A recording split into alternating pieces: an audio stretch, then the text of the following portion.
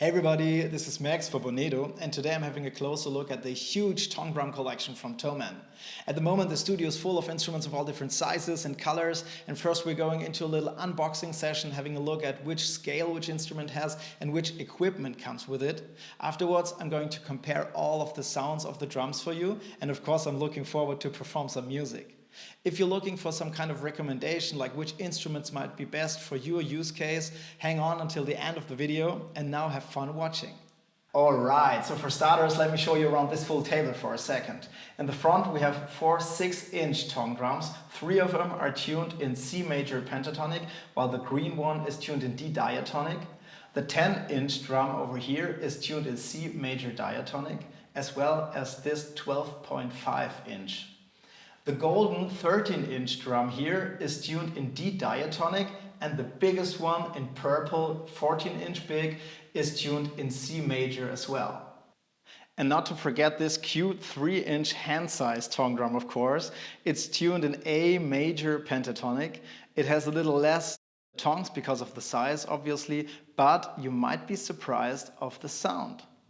Regarding the sticks that come with the drums, we can say the bigger the drum, the bigger the stick, obviously. So we have these two ones in the middle for the 6-inch tongue drums. We have the slightly bigger one for the 10 and 12.5-inch ones, and the same size of the stick basically, but a little bigger heads for the 13 and the 14-inch. And of course, not to forget this cute little mallet for the 3-inch drum. Except the 3-inch one, all of the tongue drums come with these 4 little rubber attachments for your fingers, which you can also get separately.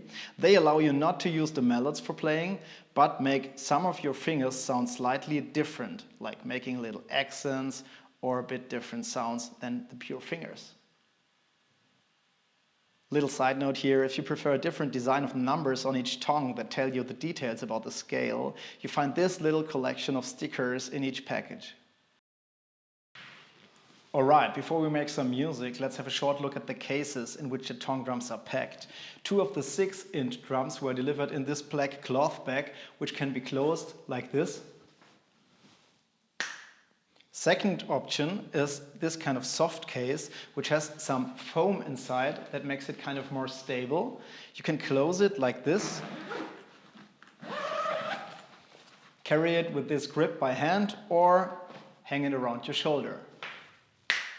Third option is this very hard case, which is like really stable, and I have the feeling like even if it falls down on the floor, nothing can happen to the tongue drum.